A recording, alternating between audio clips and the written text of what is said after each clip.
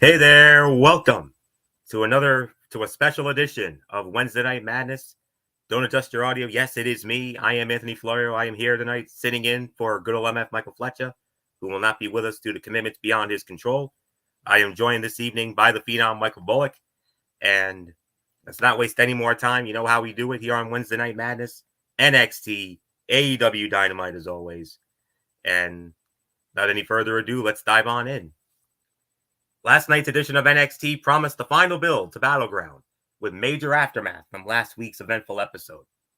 TNA Knockouts World Champion Jordynne Grace made her NXT in-ring debut, fighting Stevie Turner as a warm-up for her NXT Women's Championship challenge against Roxanne Perez.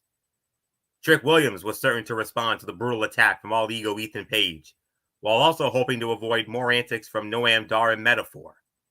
Tony D'Angelo defended the Heritage Cup against No Quarter Catch Crew's Damon Kemp. Sol Ruka, Fallon Henley, Michin, Kalani Jordan, Lash Legend, and Jada Parker would meet in a summit just days before the Women's North American Championship ladder match.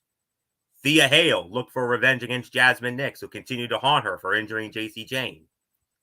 The show would feature a special look at Shayna Baszler versus Lola Vice at NXT Underground, as well as footage from a brutal brawl between Doc Gallows, Carl Anderson, Nathan Frazier, and Axiom ahead of their tag team title match. This was an important show for the Gold brand that fans would not want to miss on the road to Battleground at the UFC Apex on Sunday night. And we started off with that opening matchup. The TNA Knockouts champion Jordynne Grace went one-on-one with Stevie Turner. No surprise here, Jordynne Grace, easy win, 3 minutes, 3 seconds. Quick and effective squash that was much better balanced than typical NXT squashes, but still not much to write home about. Those who do not know Jordynne Grace Bullock saw how much power she has. Turner tested her just enough to come off as a competitor before it was made clear that she was no true match. It's a shame NXT could not get any TNA footage to highlight the champion, though the biggest showcase is still to come at Battleground in a match that could likely be the main event. I don't know if it will be, but it could. So, the Prodigy, Roxanne Perez, interrupted Turner's entrance before joining commentary. Grace effortlessly lifted Turner off the mat with only her shoulders. And then Turner asked Ava for another opportunity backstage, but the GM was still too preoccupied with the All Ego Ethan Page drama, so not much more to say there. Obviously, this is about a 1 to 1.5 star effort. Obviously, nothing to write home about, but all it was a showcase for Jordynne Grace. So Michael Bullock, you finally got to see Jordynne Grace in an actual match this time around. So how did she look to you ahead of the big match with Roxanne Perez Sunday night? I'll tell you what. I mean, yes, it was a short match, but I definitely was impressed with Jordynne Grace. I mean, now I know why she's definitely a dominant female in that division, and why she is the Knockouts champion. And I'll tell you this right now, Florio. Roxanne Perez better not take Jordynne Grace lightly, because if she does, Jordynne Grace could walk out of NXT Battleground with both belts.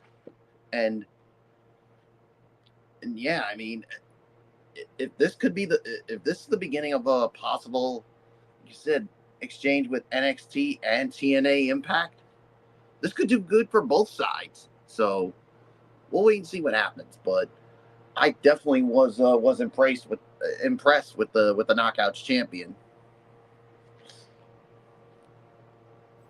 Okay, so that's that. Next up was the Summit for the Women's North American title ladder match.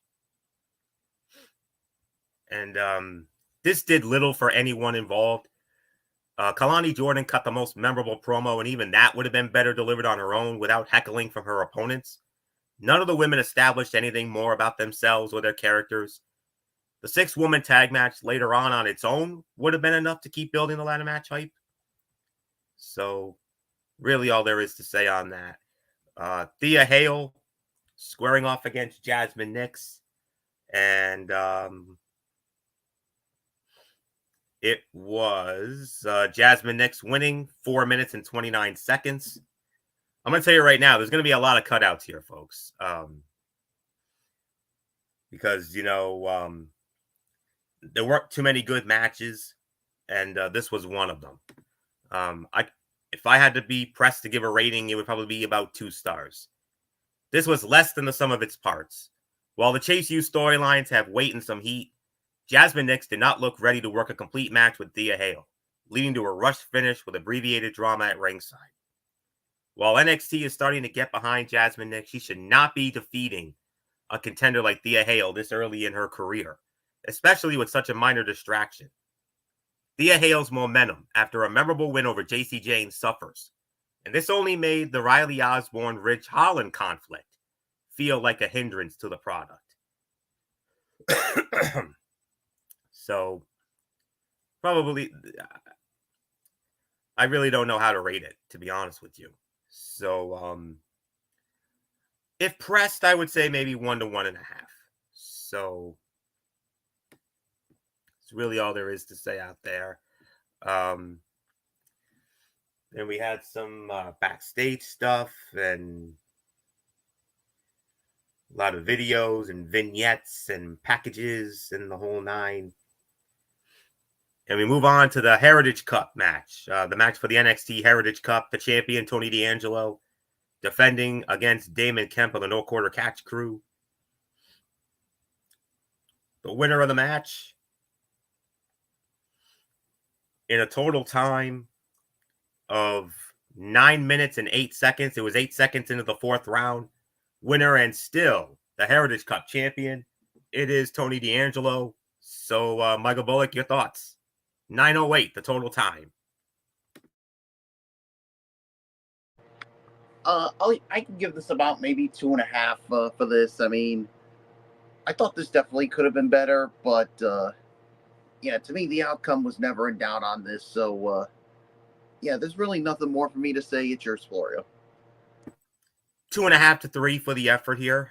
To be quite honest with you, stretches of this were good, but the commercial break cut into much of the action, leaving a shell of the match in full screen. The Don had to win this in dominant fashion, but Damon Kemp held his own and got some visual pin on D'Angelo, even if it did not count. The family versus No Quarter Catch Crew is not working as a rivalry so far, hurt by the lack of credibility for the heel team. Charlie Dempsey has especially become a caricature of a tough guy and needs a firm reset. Maybe it's fully time to bring in Papa William Regal to manage this group. Dempsey awkwardly attempted his best mob boss impression in the Performance Center training room before trying to motivate Damon Kemp. While both teams teased using the catch clause, the announced men competed in this bout. Kemp almost got a 3 count off a rolling fireman's carry, but time ran out in round 3. So solid 2.5 to 3 stars. All right, now initially Carmen Petrovic was supposed to compete in this next match, but over the weekend last weekend at a NXT live show, she suffered an injury, and Natalya took her place. So Natalya went up against Izzy Dame, and Natalya won the match 4 minutes and 10 seconds. 2 stars, 1.5 to 2.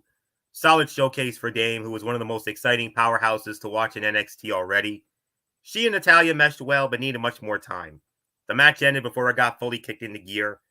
It was odd to see the Queen of Hearts picking up a quicker win just one day after telling the world that she needed a change on Raw, but she has mostly separated her work in NXT from her story on Raw. So, and she repeated her line from Raw after her win. Enough is enough, and it's time for a change. And we all know who made that famous. Uncle Owen. So, 25 years ago. Still can't believe it. But, it is what it is. But, all right. Then we had another segment. Gallus comes, Tyson DuPont and Tyreek Igwe were coming down. I guess they were supposed to have a match, but they got attacked by the Gallus boys during the commercial break, and the Gallus boys cut a promo and interrupted by Obafemi, Wes Lee, and all that really was a simple segment to put some heat on Joe Coffey heading into the NXT North American Championship match at Battleground. It was by far the best segment to build this triple threat match. This bout needed it. This bout needed it, as it feels the least consequential on the card for Battleground. Gallus needed this opportunity to look dominant. This segment argued that Joe should be considered the favorite in this upcoming bout. It is more likely Omafemi retains, but any booking that makes the result less predictable, I think it's welcome. And Gallus blamed Ava for costing the group their main event match after she banned Wolfgang from ringside last week.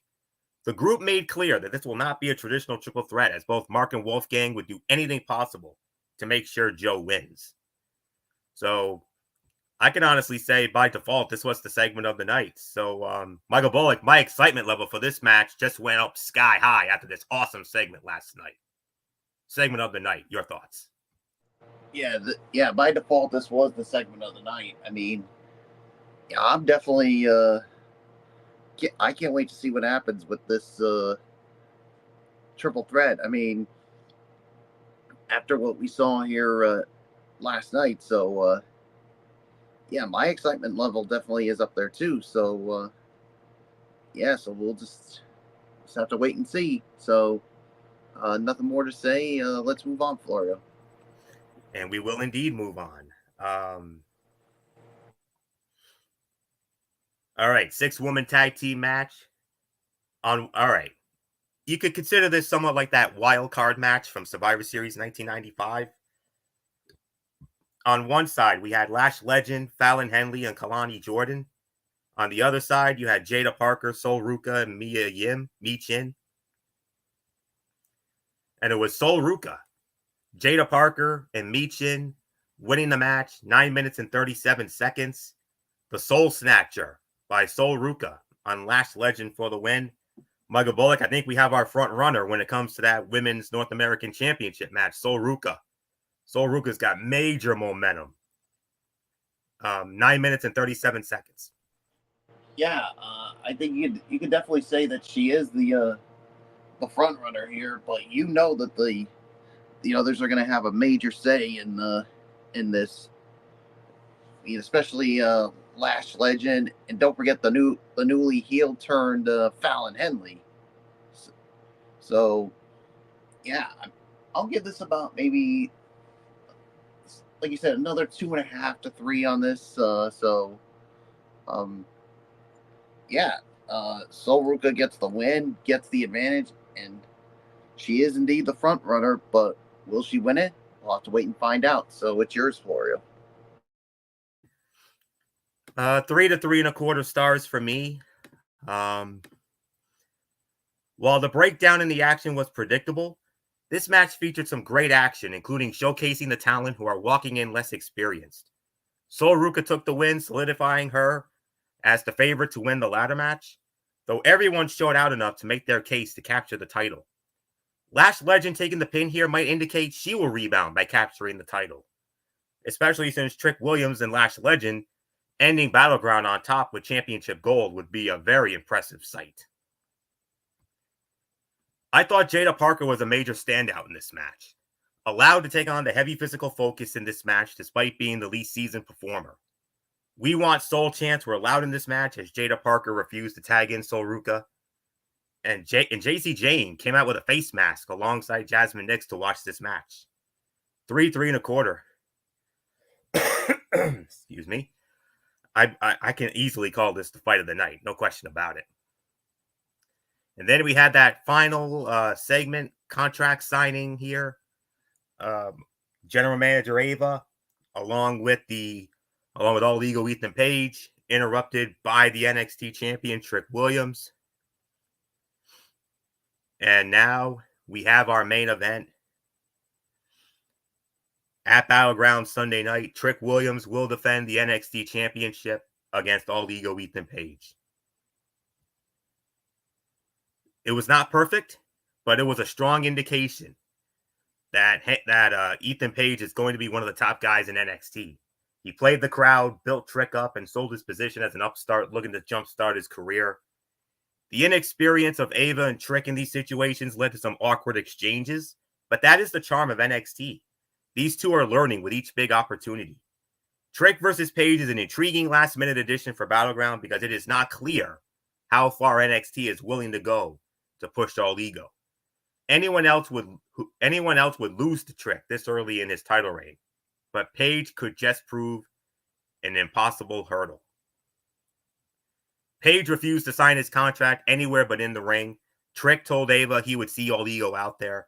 The crowd heckled Ethan Page throughout this segment, and he responded in kind. The Trick chants go under his skin. Trick promised to make an example out of Page for trying to jump the line in NXT, like others who might consider coming in from other companies. So, another one of the segments of the night for sure. So, Michael Bullock, how about this for a main event? Trick Williams, Ethan Page, NXT Championship Sunday night. You got to have some serious thoughts on that, Mr. NXT. Yeah, this is an interesting main event. I mean, obviously, Ethan Page obviously wants to make a name for himself. He wants to make a name for himself in NXT, and he feels like this would be the way to do it for him to challenge for that championship. So, yeah, but I think at the end of the day, I'm already going to say this: Trick Williams is going to win that match and retain the title. So, nothing more to say. It's yours, Florio.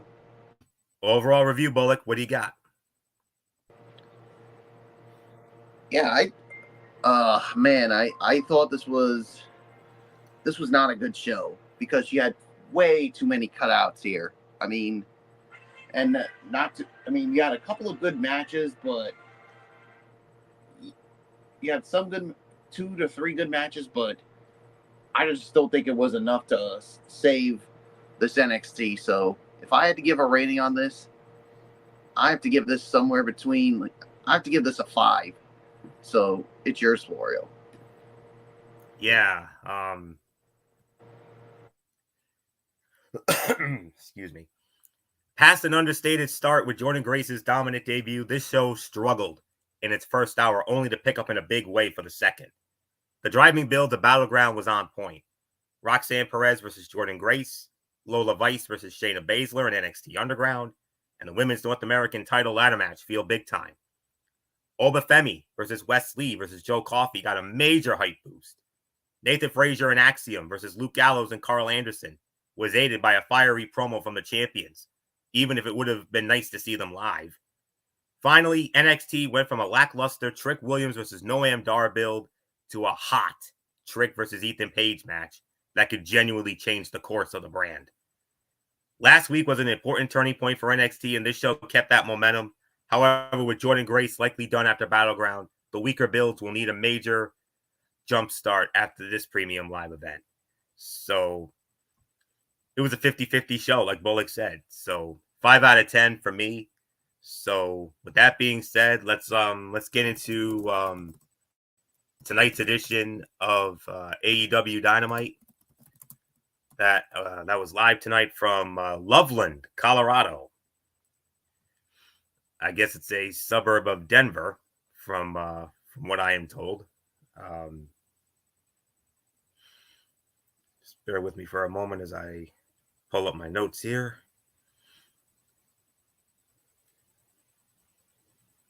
All right.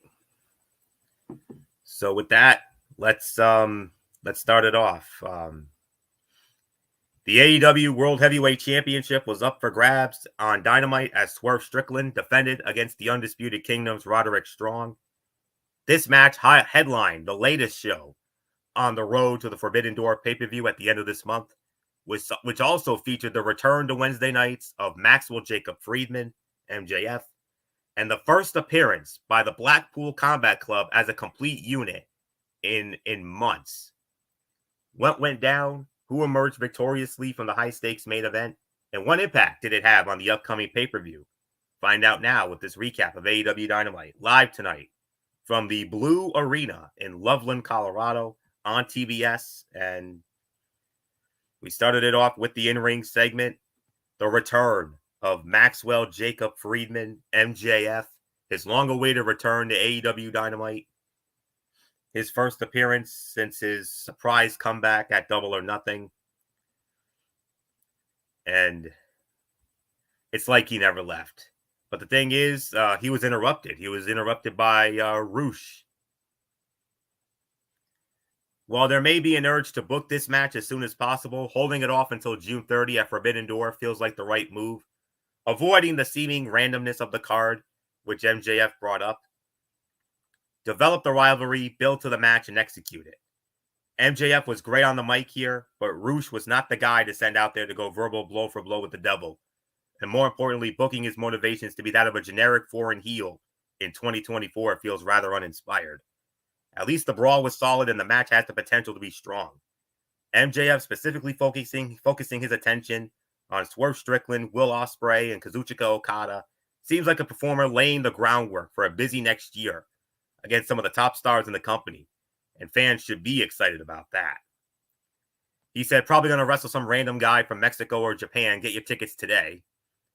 Salt of the Earth set the table for 3 potential rivalries soon: Okada, Strickland, and Ospreay. And he also said, I became the most hated man to walk on this planet only to become the most beloved.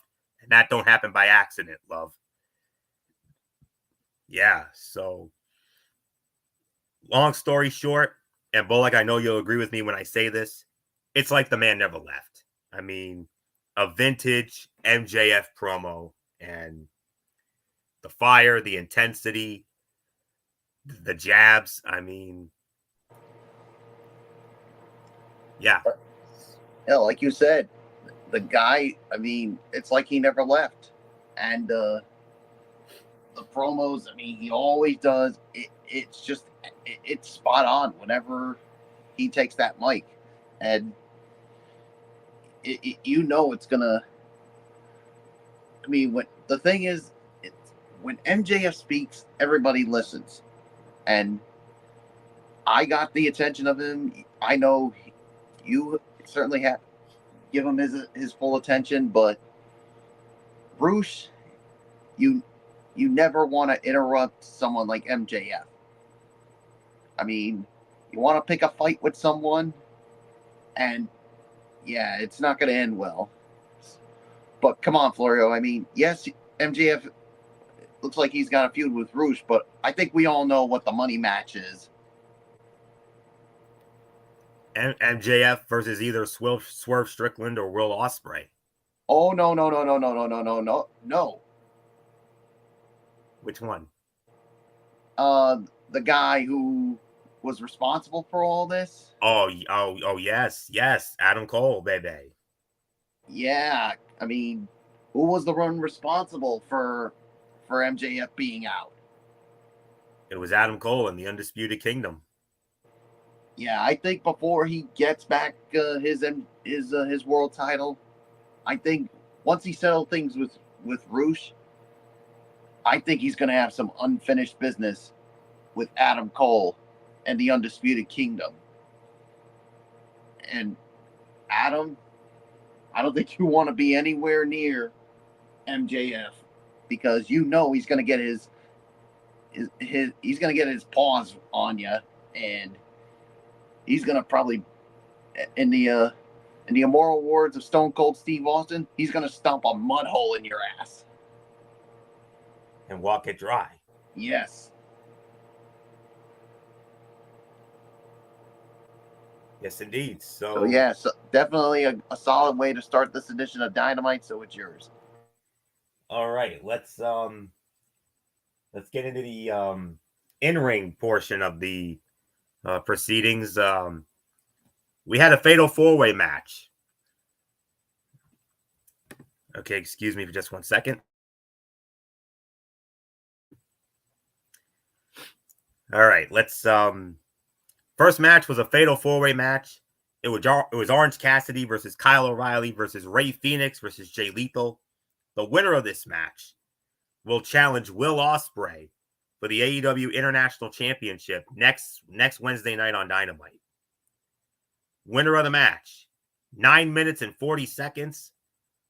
And the man who will challenge Will Ospreay for the International Championship next Wednesday night on Dynamite, Rey Fénix. Rey Fénix wins the match, 9:40. Michael Bullock, whoa. Will Ospreay, Rey Fénix, International Championship. Show stealer next week.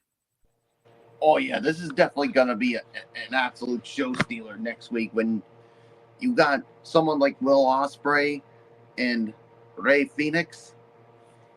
Yeah, that's got show stealing potential right there. But as for this, I'm going to give this about maybe 3.25 on this. I mean, I thought all the competitors looked really good in this match here, but man, I cannot wait for next week with these two. So it's yours, Florio. Yeah, about 3.25, teetering on 3.5 for this. There was no revelation of the competitors or why they in particular were chosen. Instead, Orange Cassidy, Rey Fénix, Jay Lethal, and Kyle O'Reilly were rolled out to have a match. Rey Fénix nursed a knee injury throughout the bout and ultimately overcame it, catching Lethal with an inside cradle to score the win and earn the right to challenge Ospreay in a match that should be full of some extraordinary offense, if nothing else. And then after the match was over, Don Callis and Trent Beretta came out only for Orange Cassidy to grab a chair and fend him off. Chris Statlander hit the ring, coming face-to-face with a former friend before punching him in the mouth. And Willow Nightingale made the save as the heels retreated to close out the segment. The match was all action, with some strong work from Jay Lethal and Kyle O'Reilly, but it still felt incredibly random. Bringing Trent Beretta out for nothing, followed by Chris Statlander and Willow Nightingale, felt like cheap reminders that those three are still hanging around rather than effective booking. Lethal has not won a match on AEW television since October 10th of 2023, according to CageMatch.net, yet somehow found himself in a contenders match. Very interesting. But it is what it is. So 3.25, 3.5 for this. Next up, in a match made by interim executive vice president, the fallen angel Christopher Daniels, it was the next match in the qualifying matches for that four-man ladder match at Forbidden Door to crown the new TNT champion. And this next qualifier featured Ring of Honor World Heavyweight Champion Mark Briscoe versus the Machine Brian Cage. Be a man fight for sure. Winner of the match in 10 minutes and 15 seconds. And moving on to Forbidden Door, it is the Ring of Honor World Heavyweight Champion Mark Briscoe. Another 3.25 to 3.5 star match.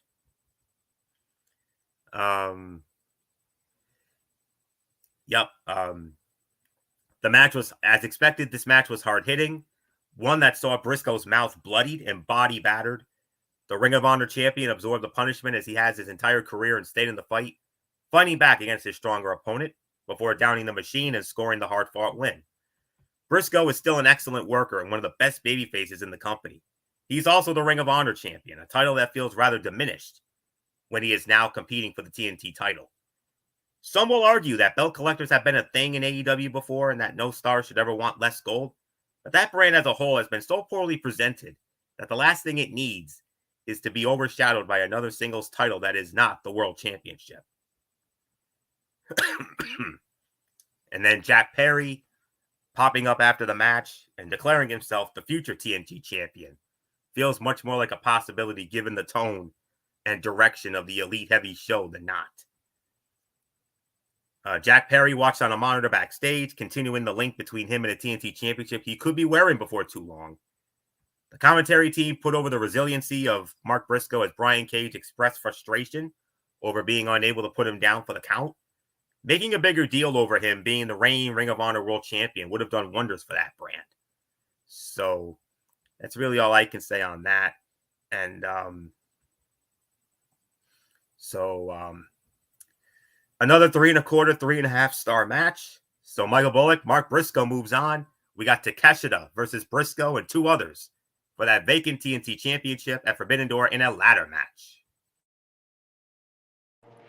Yeah, I'll give this about another 3.25, 3.5 star match. And yeah, Mark Briscoe. I mean, he had a tough one here, but he overcame it, and now he's got a date for that ladder match to become the new TNT champion. But I got a little message to you, Jack Perry, and yes, this is my continued hatred for him. If you think for 1 minute that you're gonna win that TNT championship, you are out of your fucking mind, because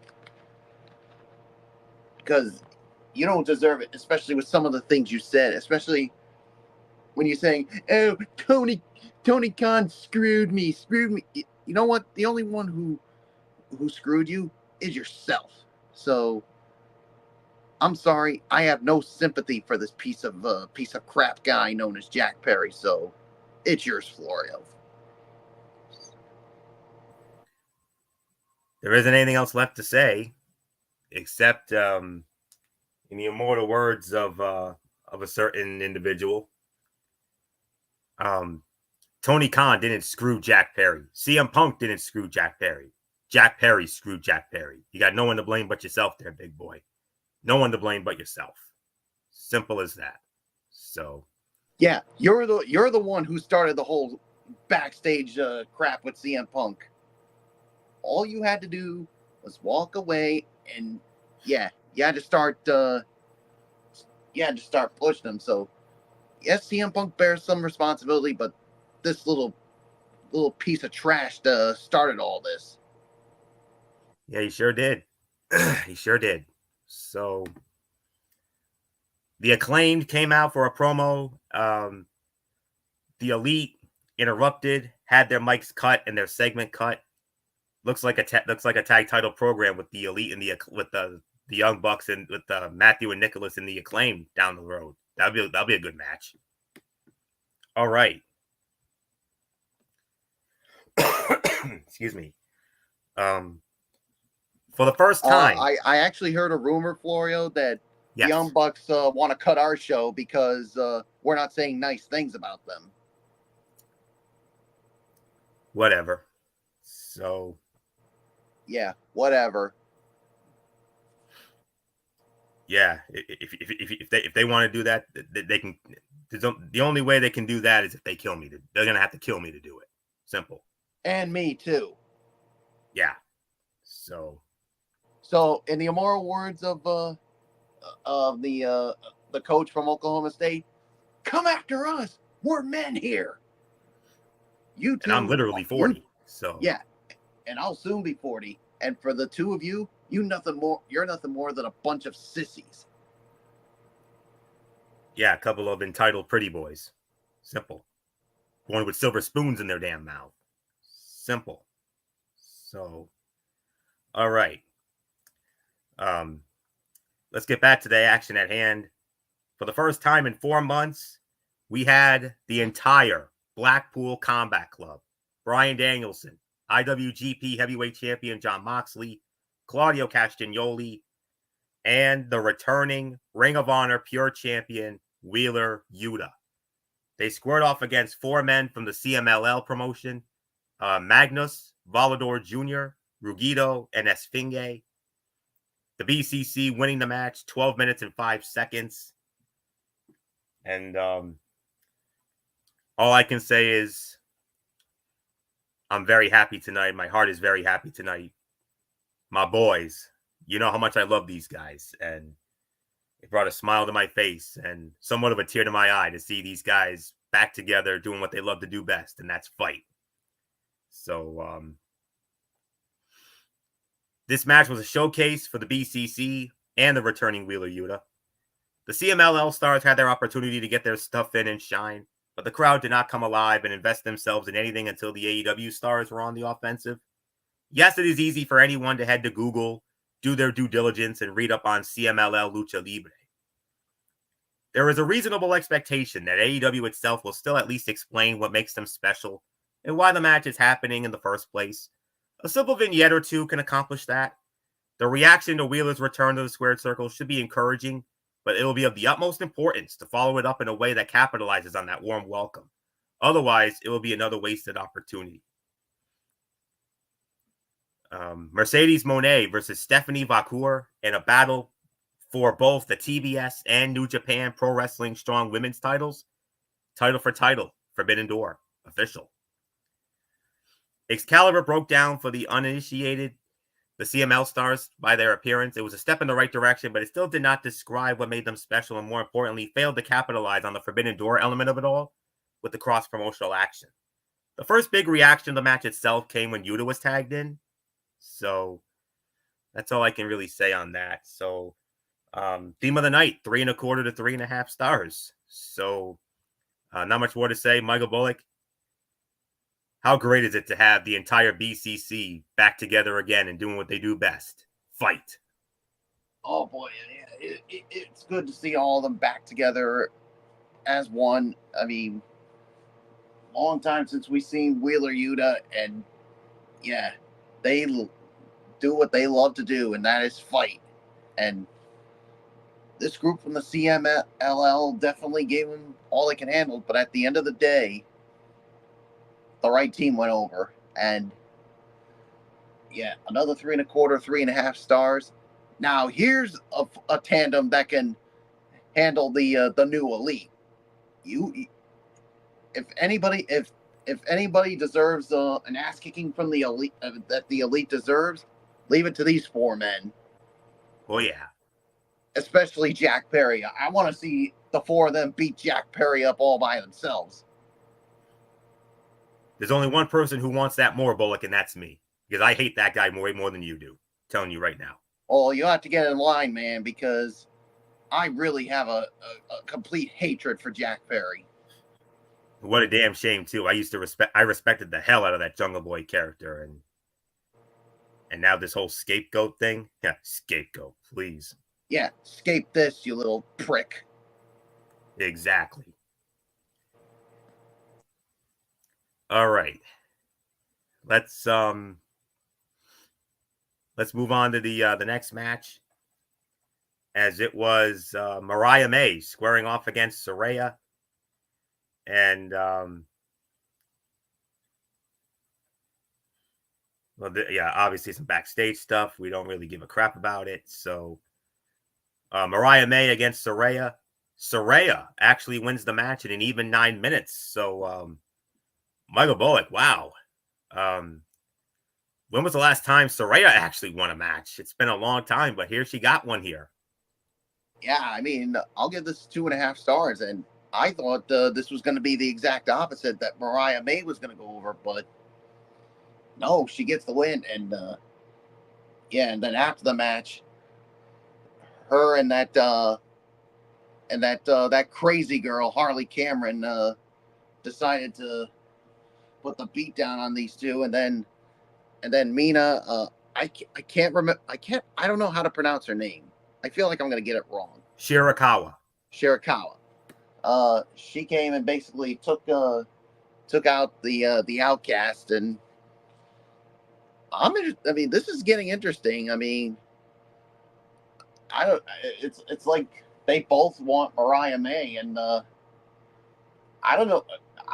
Who knows what to expect out of this, but again, I'm going to say it, Florio, as I give it to you, to Harley Cameron, and this is where, once again, I'm channeling WrestleMania 22, Trish Stratus and Mickie James. I got one thing that you need, Harley Cameron: lithium. That's what you need, lithium. The guys with the straight jacket are looking for you. It's yours. Yeah. So the match was longer than expected and more competitive. Get some help, also. Girl. Yes. Saraya's excuse me. Saraya stunned Mariah May with good night, then tapped her out with the PTO to secure what felt like an upset win. The win would seemingly keep her in contention for the AEW Women's World Championship. That is if Toni Storm retains her title against Mina Shirakawa at Forbidden Door, who made her presence felt after the match, chasing away Saraya and Harley Cameron before checking on Mariah May and engaging Toni Storm in a tense stare down. There are a lot of pieces at play, and it is a welcome change of pace to see multiple storylines ongoing within the division. rather than the singularly focused booking of years past. It should help the quality of things, but Tony Khan and company have to work on establishing heel and baby faces, because this felt like a segment featuring 5 heels, with fans left to cheer de facto baby faces more than anything else. And Shira, and that's really all there is to say on that. I already addressed the other stuff, so solid 3 stars for that. Main event of the evening, AEW World Heavyweight Championship on the line. The champion, Swerve Strickland, defending the title against Roderick Strong of the Undisputed Kingdom. And the winner of the match, 14 minutes and 10 seconds, and still the AEW World Heavyweight Champion. It is Swerve Strickland. There isn't anything else left to say here except fight of the night here. 3.5 to 3 3/4 of a star. Swerve Strickland confirmed his spot in the main event of the Forbidden Door pay-per-view against international champion Will Ospreay by successfully defending his AEW World title against Roderick Strong. Quality main event featuring 2 of the hottest in-ring workers in the company right now. It highlighted how good Roddy Strong has been in recent years, while confirming that Swerve is a performer capable of meshing his style with that of any opponent. As is often the case, the effort was there and the action was strong, but there is still this overwhelming feeling that Strickland has not been presented enough, like the face of the world company that the world champion should be. Is the champion going to be the center of every major ongoing story? Not always, but the Elite, MJF, and Will Ospreay all feel like bigger deals than Swerve, who put in the work, got over, and won the title, only to cool down significantly through no fault of his own. Hopefully, the showdown with Ospreay turns things around, because Strickland has a ton to offer AEW as its face and centerpiece. Before the main event, Bryan Danielson reiterated that this is his final year as a full-time pro wrestler. After a disappointing few months, he has his last chance to fight for the AEW World Heavyweight Championship by entering the upcoming Owen Hart Memorial Men's Tournament. Matt Taven and Mike Bennett provided consistent interference throughout the match, capturing the attention of Strickland more than once. Excalibur put over the 9-1 record of Roderick Strong entering the match. Where that attention to win-loss records was earlier in the 4-way match is anyone's guess, but it did an effective job of explaining why the former international champion is challenging for the top prize in the company, even after his pay-per-view loss to Will Ospreay at Double or Nothing. 3.5, 3 3/4, fight of the night for me. No surprise with the outcome whatsoever. So, Michael Bullock, Swerve Strickland defeating Roderick Strong, still the AEW World Heavyweight Champion, 14-10.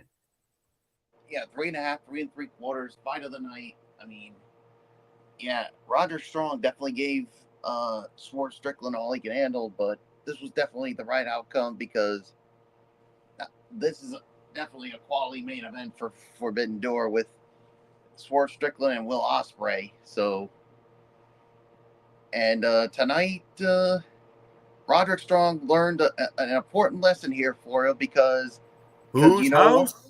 Exactly, it's Swerve's house, baby. And I almost feel like I want to get up and do the Prince Nana dance, and it's become so freaking popular. So, oh, look at this! You doing it, Florio? All right, since you want to do it.